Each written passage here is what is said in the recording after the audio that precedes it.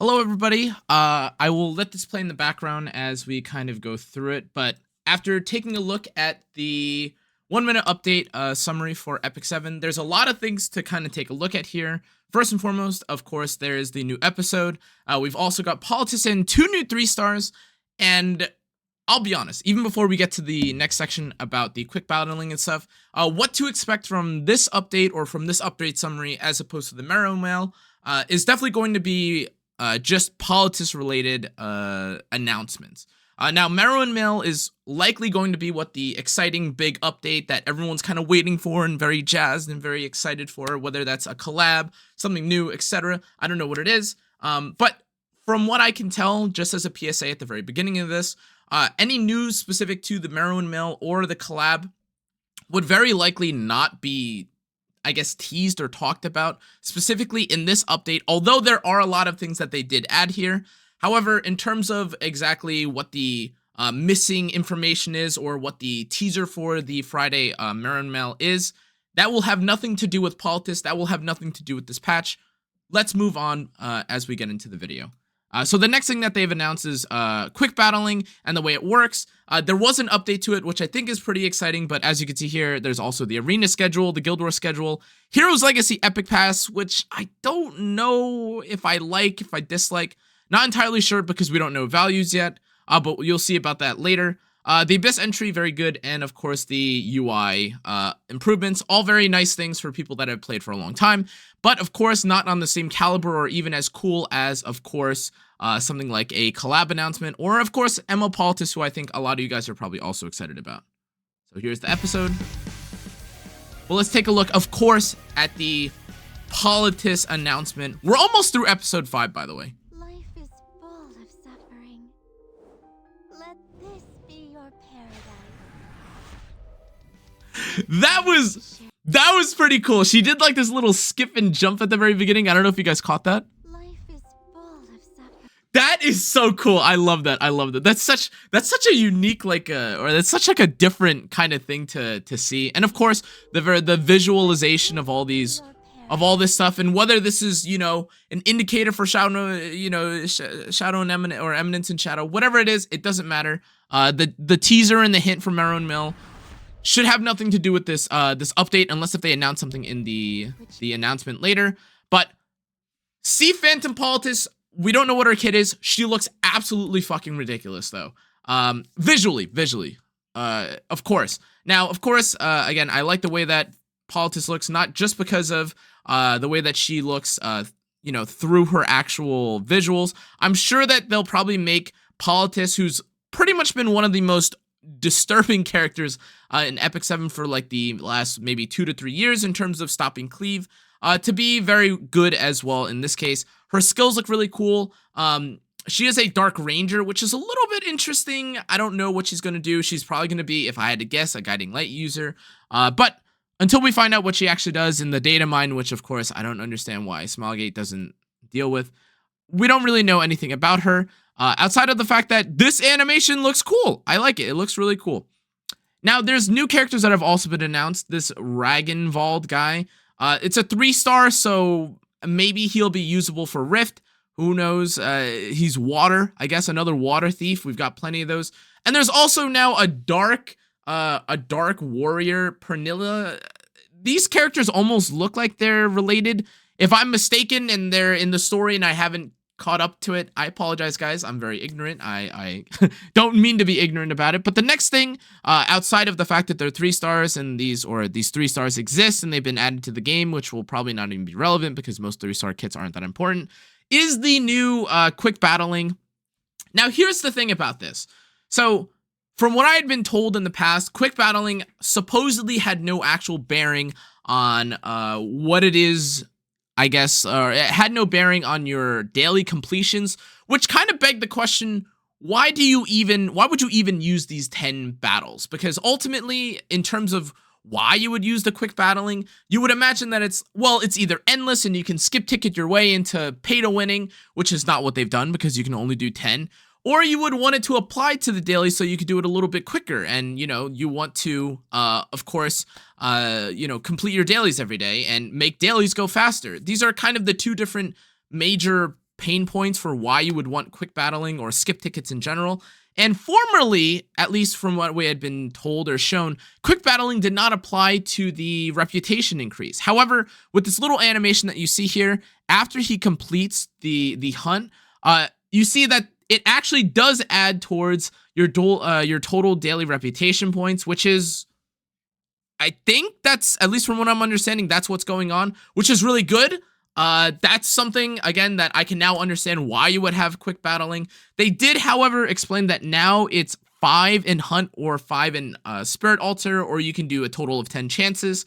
But again, very nice change if they've heard us or if they addressed it.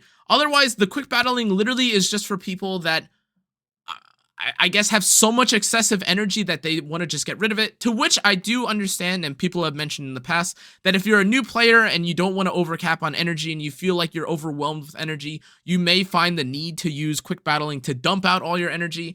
But again, that's super, super, super niche in my opinion. That doesn't happen for long, and just in general then, it is a very, very early game specific kind of change, and otherwise late game players are just going to queue up their 20 to 30 run of energy or Wyvern or Altar and then just kind of look away from their phone. Furthermore, of course, again, while this is kind of nice, the UI is fine. There's nothing super big. I guess to add to that is skip tickets, again, in making dailies quicker is nice. But then we have the contention season for Arena.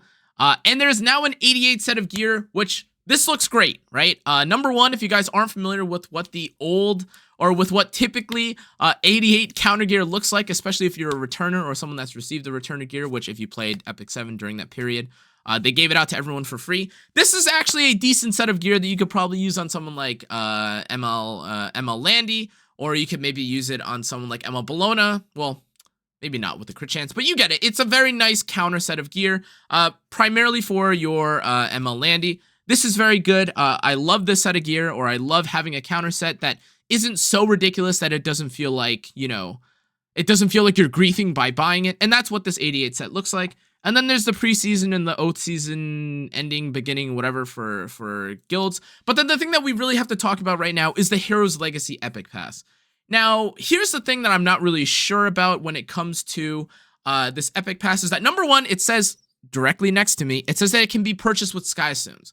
Now, the reason why this is important is because, as with every Epic Pass in the game, if you forced people to buy these things with real money, there could be an outrage, or maybe there could be an argument for people being upset because it feels like it's very specifically pay to win, which is why a lot of people loved the Epic Pass skins and skins in general in this game, because it felt like, at least in the past, you were able to buy them with just your in-game currency if you did your dailies properly, or if, you know, you performed well in Arena.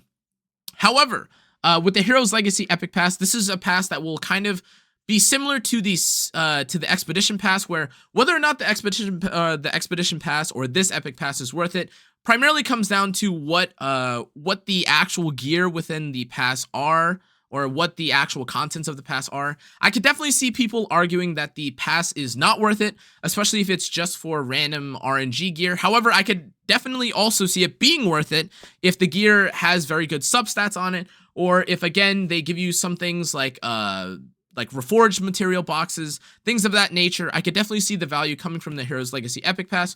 All in all, since it is purchasable with Skystones, it feels like somewhat of an optional thing to buy. It is a pass too, so whether or not it's locked entirely behind Skystone purchases, or if you can unlock free levels, we'll just have to see. I apologize for hitting the microphone, but very exciting, or it's kind of a new thing. I guess it's a way for Smilegate to make money, but honestly, being purchasable with Skystones already, to me, doesn't really make sense from like a business perspective, for, in my opinion, at least for Smilegate, because again, if it's purchasable with Skystones, very likely, or more likely than not, no one's going to be going out of their way to buy Skystones to then buy this Epic Pass.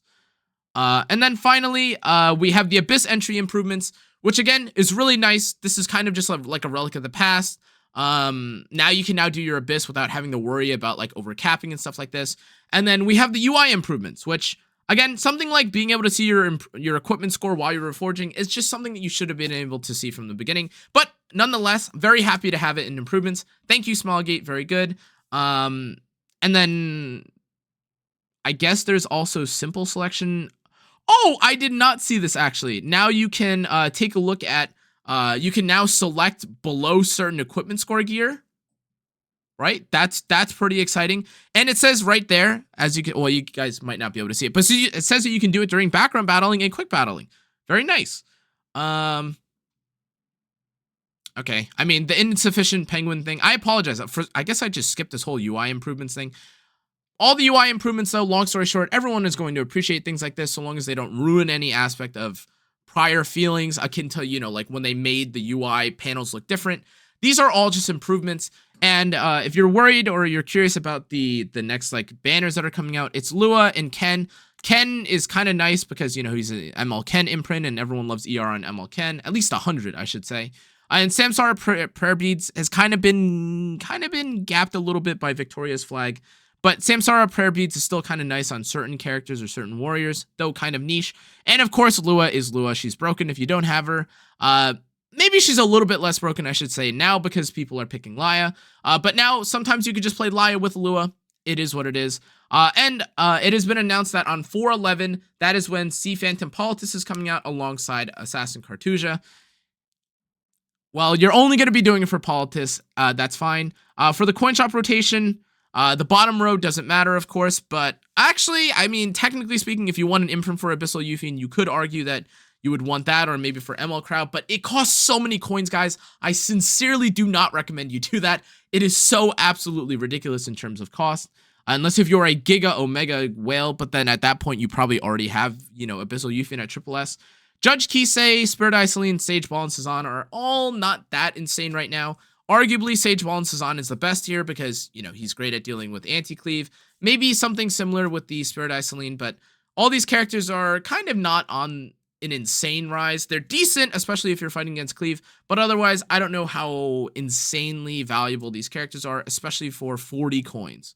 But that's going to be it for this video, guys. I hope you enjoyed. Thank you again for watching and supporting. I hope you learned something. I hope you enjoyed the news. I hope you guys are excited for stuff related to E7. If not, all good. I'll be covering a load of variety of content within the next couple days. But again, I hope you guys enjoyed. Make sure to check out the rest of my socials, all the different content that I've been posting. I appreciate it again, guys, or I appreciate all you guys for watching and leaving all your feedback, your comments, etc. I do read them all. I'll see you guys on the next one, though. Adios. Hello, everybody. I am actually back for an addition to the video, which I didn't know was even going to happen, but we have just been released with Phantom Politis's, or we've just seen Phantom Politis's skills. She has a 100% chance to give herself stealth at the end and beginning of her turn, while also reducing all resources gained by the enemy by 50%. So that includes focus, fighting spirit, anything like that. It's absolutely ridiculous. This is a really strong passive. Now, again, if I shouldn't have to tell you how ridiculous it is. Number one, to have a guaranteed guiding light, 100% chance, by the way, at the beginning and end of every single turn.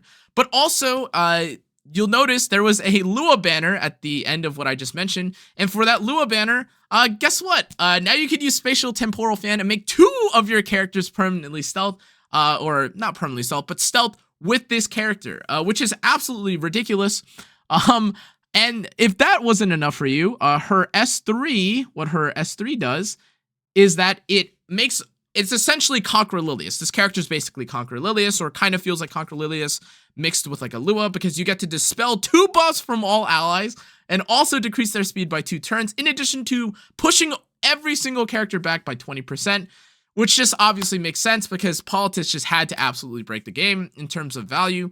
Now, the Enrage is really nice, of course, because Enraged is giving Rage buff, if you're not familiar with what that does. It makes all of your characters gain 20% speed, in addition to giving you 20% attack, while also decreasing the speed of all allies or all enemies by 2 turns, which is just, okay, like, fine. I guess that's incredible. Now, of course, this isn't a reset. There is no reset from this, but there is a lot of potential for specifically this to, I guess, help other characters or enable characters. A character like maybe Cannaaaa might do fairly well with this because, again, you get the Enrage like really early, and you get the...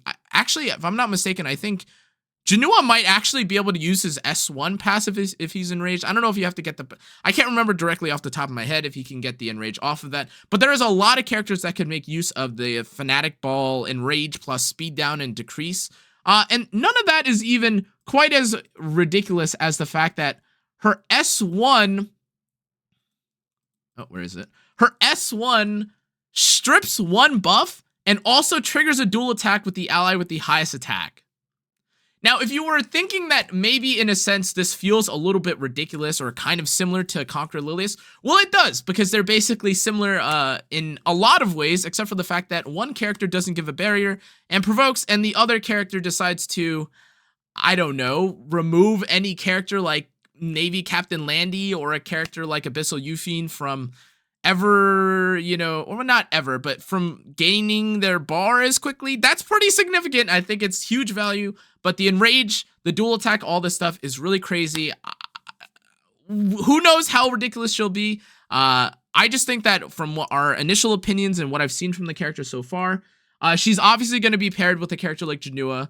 Actually, maybe we could see real quick if Here, take my hand. Let me just make sure. I'm not entirely sure. So everyone gets pushed back. Okay, Gala.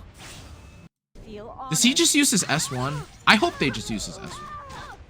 Candy only receiving like a tiny amount of her bar, by the way. Okay, hopefully Cannaaaa. You trying to start something? S1? Soulburn? Oh, if he uses it, that would be crazy. He does! Oh my god! Okay, well, say goodbye, everyone that was pairing Cannaaaa with Conquer Lilius. Say goodbye, because now everyone's gonna put their gear on this character, on ML Politis. Well, anyways, guys, that was my impressions. This is the real ending of the video. Thank you again for everyone that watched. I hope you enjoyed ML Politis, because I know I'm not going to have fun fighting this abomination in RTA. Goodbye, goodbye, goodbye.